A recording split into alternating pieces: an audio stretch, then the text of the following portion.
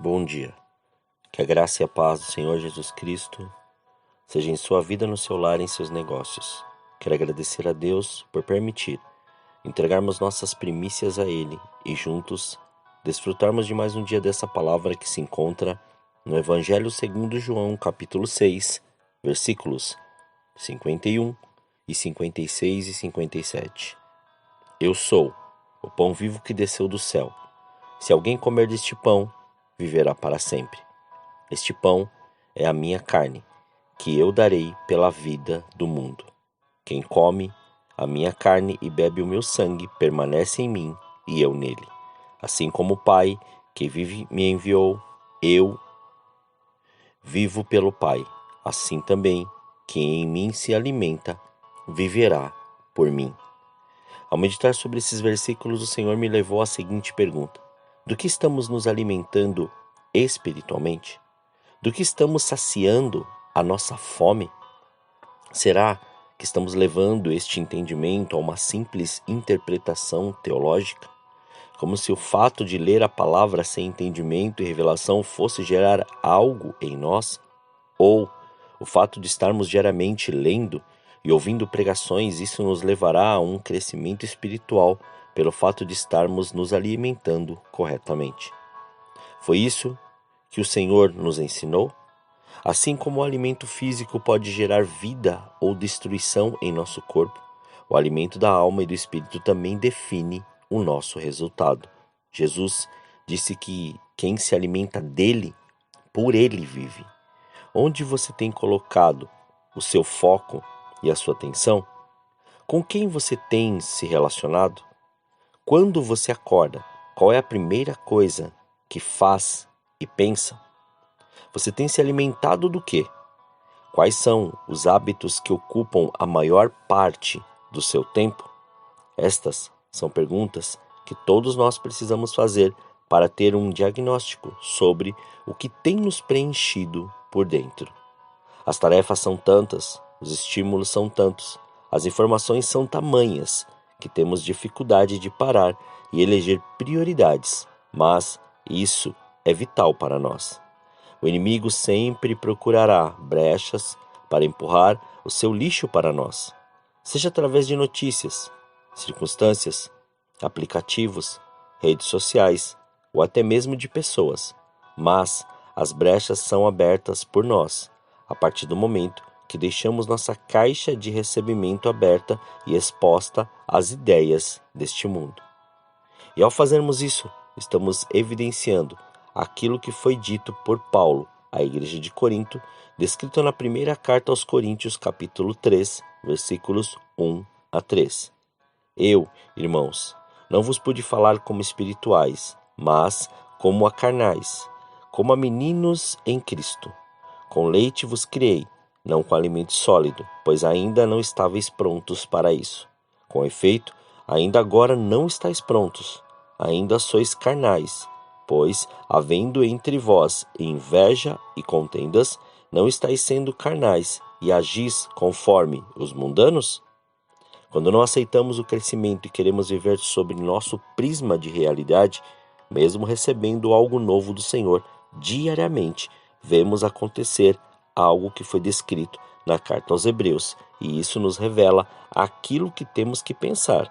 Observe o texto descrito na carta aos Hebreus, no capítulo 5, versículos 12 a 14. Com efeito, devendo já ser mestres, por causa do tempo decorrido, ainda necessitais de que vos torne a ensinar os princípios elementares dos ensinamentos de Deus. E vos tornastes como necessitados de leite, não de alimento sólido. Ora, todo aquele que ainda se alimenta de leite não está apto a ensinar a palavra da justiça, porque é criança. O alimento sólido, porém, é para os adultos, para aqueles que, pela prática, têm as faculdades exercidas para discernir tanto o bem como o mal.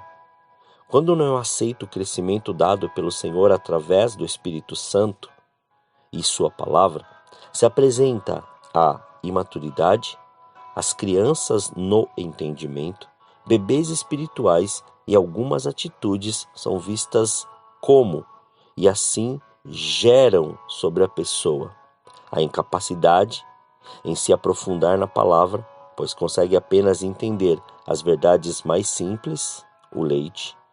A instabilidade na fé é levado pelos ventos de doutrinas. O desinteresse pelas coisas espirituais encontra mais prazer nas atrações do mundo do que nas coisas de Deus. O temperamento sensível e egoísta ofende-se facilmente e quer tudo do seu jeito. E a falta de frutificação é apenas espectador e não participante na igreja em que participa e tem comunhão.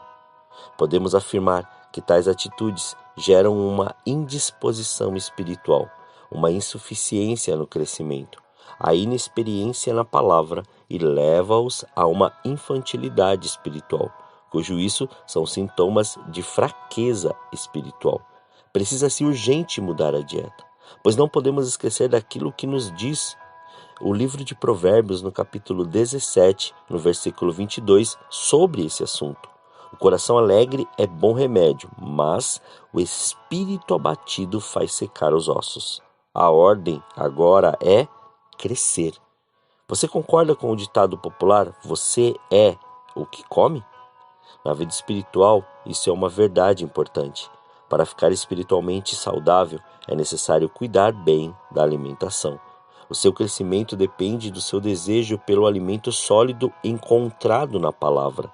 Cresça diariamente em todos os aspectos da vida e em todas as boas coisas, pois assim, tendo essa compreensão, isso nos leva à maturidade espiritual, nos faz ter experiência e nos dá discernimento para todas as coisas que formos colocar às nossas mãos. Pois o alimento sólido revelado pelo Espírito Santo nos dá certeza de caminharmos sobre um crescimento constante e abundante na presença do Senhor. Quero concluir dizendo, agora você responda, você prefere o leite ou o alimento sólido? Qual é mais nutritivo? Você é quem define suas prioridades.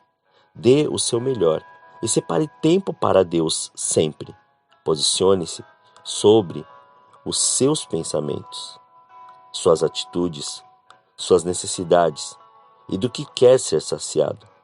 Não seja passivo, mas peça discernimento a Deus sobre eles e descarte todos os alimentos que têm cara de coisa boa, mas vão danificar seu crescimento e te tirar do propósito, pois o inimigo é muito astuto para te tirar do caminho. Vigie. Quando você se alimenta da palavra de Deus, fica cheio de vida e sua decisão se torna clara e objetiva.